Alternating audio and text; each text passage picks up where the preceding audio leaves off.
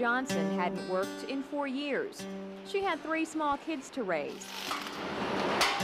But 9 months ago, Johnson joined the lucky group of new hires at the Kentucky truck plant, and her kids are reaping the benefits. Nice vacation on a cruise, looking for a new house, a new car, a lot of things. It really has helped financially. For each job created at Ford, there are 5 jobs created somewhere else. When Demita Johnson started making trucks, these workers at Crown Division in J-Town started making crew cabs for Kentucky Truck. We were building this cab in Ontario and retooled and moved down here so that we could stay with Ford and keep the business. Crown Division hired and trained 180 new workers. Now they've got good paychecks, just like Demita Johnson. Making a truck or a car is fairly complicated, and there's a lot of parts involved. And because of that, there's a lot of spin-off activity at the Ford plants. Paul Coombs, an economics professor at U of L, compiled this spreadsheet on Ford's economic impact on Kentuckiana. Total jobs at the 2 plants, 7,000.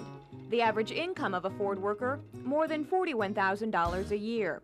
Ford's total payroll, more than $289 million. That's about 4% of the total income earned in Greater Louisville. When you add in jobs at companies directly connected to Ford, the impact is astounding. With spin-off industries included, the total number of jobs climbs to more than 67,000. The total payroll connected to Ford, $1 billion and growing. And then there's taxes. Through income and payroll taxes alone, the Ford plants and suppliers contribute almost $41 million to the state of Kentucky, almost $5 million to Indiana. Those numbers will only go up as Ford attracts more suppliers to Kentuckiana. Suppliers like Lear Seating. The company moved here to make front seats for the Ford Explorer. The Lear plant's now home to 200 workers who know the value of a Ford contract.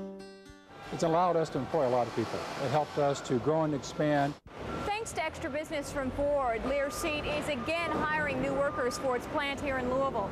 And the company's building 3 new plants in Missouri, Georgia, and North Carolina. Each plant will create hundreds of new jobs. Each plant will build seats for Ford. Perpetuate itself. Local economic development officials drop Ford's name a lot when courting new business. We expect there are going to be more and more suppliers that are looking at this area, so they're a very important part of our plans. But to gauge Ford's real economic impact on Kentuckiana, just talk to workers who got new jobs at Crown Division, at Lear Seating. Just talk to Demita Johnson, who can now give her kids a good life, thanks to Ford's driving force.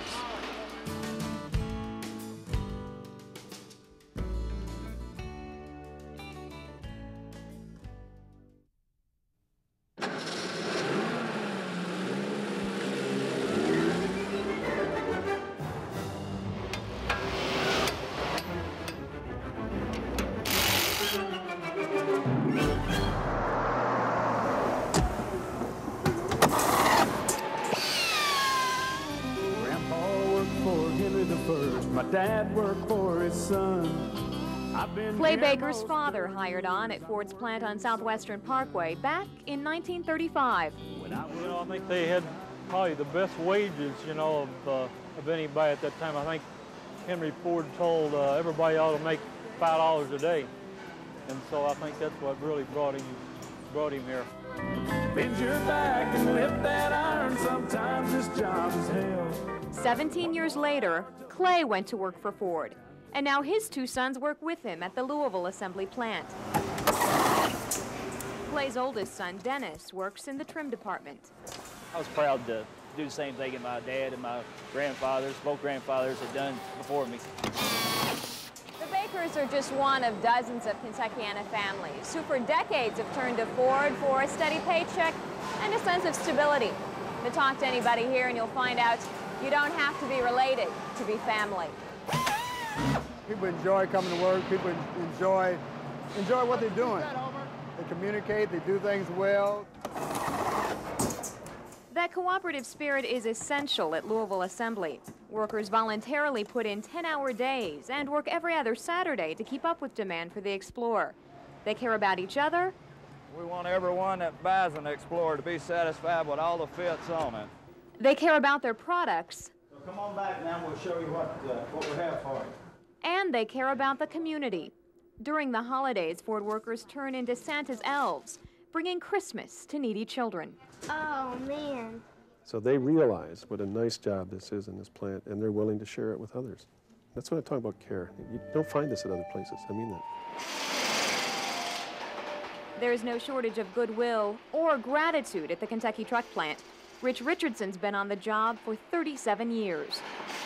I see younger people that's growing up, the younger kids that's getting out of school, that there's not any good jobs for them. So I feel very fortunate. Well, it secures your family. You know, it makes you feel like that your kids and everything always be insured, and you're insured. That sense of security translates into outstanding products, and Ford execs in Detroit realize that. We can design them and engineer them and do all that things, but if the people on the line don't put them together well, and if they aren't concerned and dedicated to quality, then it just won't happen. I think when you work for Ford, we still have this recognition of our heritage. A legacy that started with Henry Ford and lives on in his descendants. We work to get to where we are now, and it's great. I mean, Ford is a family company. From the Ford family to the Baker family, a family of workers. That's Ford's real driving force. I came to Ford, and I thought I'd died and went to heaven.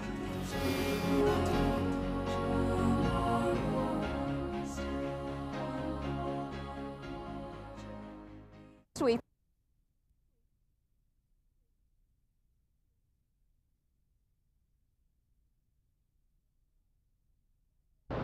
Some way, somehow, the ties keeping these green tubes strapped together snapped. The tubes flew through the air and into the path of this UPS driver.